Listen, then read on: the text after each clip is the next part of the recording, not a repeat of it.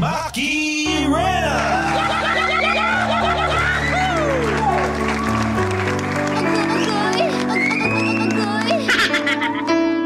91.5 Win Radio. Halo, halo.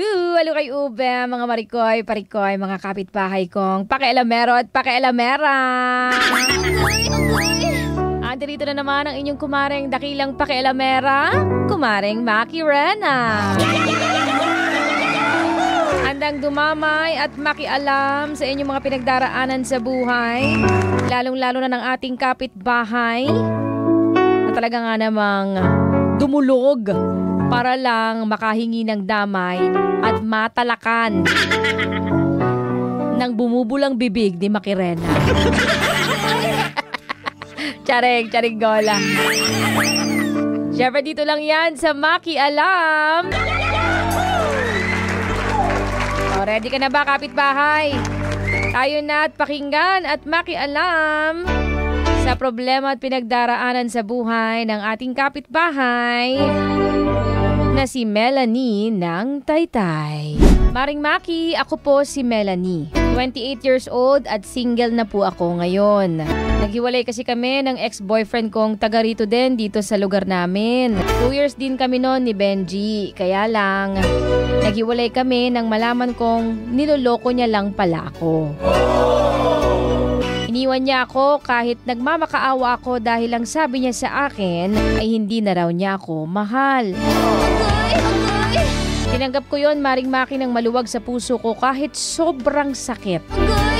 Mare, aaminin kong mahal ko pa rin hanggang ngayon si Benji. At hindi ko maiwasang tanungin sa sarili ko kung saan ba ako nagkamali. Sa totoo lang, gusto kong gumanti sa lahat ng ginawa niya sa akin. Kaya naman nakaisip ako ng paraan para mabawian ko siya.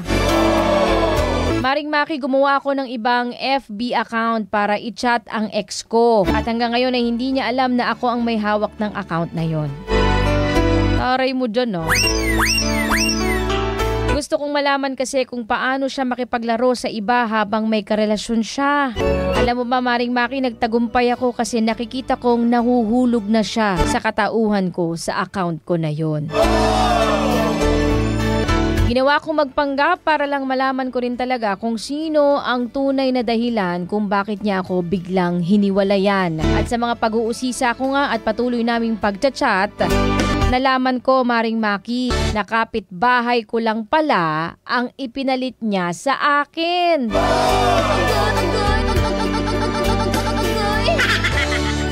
Maring Maki, para akong binuhusan ng malamig na tubig sa mga nalaman ko. Hindi ko alam kung ano ang nakita niya sa babaeng yon na wala sa akin.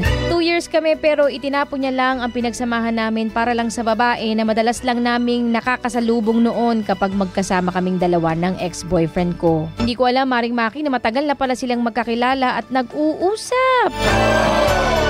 Galit na galit pa rin ako, Mare. Gusto kong manakit. Gusto kong manakit sa galit. Sir! Payuhan at makialam ka naman sa problema kong ito, Maring Maki. Ako po si Melanie ng Taytay, Rizal. Iba rin talaga si Mari, no? Iba talaga nagagawa ng desperadong makakuha ng kasagutan. Nagiging investigador ng tuluyan. Nalo ka dyan, Mare. Bongga mo. Kahit kailan di ko nagawa yan. Pero ikaw, lakas ng loob mo, ha? Takot kasi ako eh. Takot ako sa ganyan. Baka mahuli ako, baka kung anong masabi sa akin, o baka kung anong malaman ko. Mas okay nang curious ako. Okay na ako sa ganun. Ayoko nang may nalalaman pa. Ayoko may nakikita pa. Kapag ka ex ko na talagang burado talaga. Talagang hindi ko na siya gustong makita. Ayoko nang tinitingnan pa yung Facebook. Ayoko nag-i-stalk kasi ayoko may nalalaman ako. Gusto ko stay curious lang. Pero ikaw ang tapang mo, ha? Ang lakas ng loob mo, Mare. Bilib ako sa'yo sa pagiging investigador mo dyan.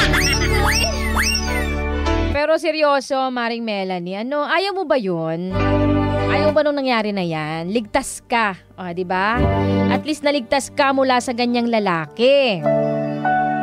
O di ba? Mabuti nga at nalaman mo kung anong klase siyang karelasyon. At yung mga ganyang uri ng karelasyon, Mare, ang hindi mo dapat panghihinayangan. Dahil Dahil wala siyang kwenta. Totoo lang. Biruin mo, magkalapit na nga kayo ng bahay ng ex mo na yan, nakuha ka pa rin lokohin. Nakuha ka pa rin ipagpalit sa malapit. Magkalapit na kayo ng bahay, ah. Tapos ipinalit sa'yo na malapit pa. Kakagigil nga naman sa galit. Ngayon pa lang, di ba, magkalapit na kayo, nakuha ka ng lokohin. What more kung magkalayo pa kayo? O ano na ngayon? Eh di mas lalo na. O. Kaya wag na, Mare. Okay na yan. At least, di ba, ligtas ka sa gabing ito. Big brother. Kaya wag na, Mare, ha? Wag nang aksayahin pa yung oras sa mga ganyang lalaki. Tuloy mo, matanda na yung lalaki na yan, pero parang may nakatago pa rin sa loob ng katawan niya na bata. Ang immature. Tsaka sorry for the term, kachipan. Kung kukuha ko na ipapalit sa'yo, lalayo ako. Hindi na para dun pa sa malapit.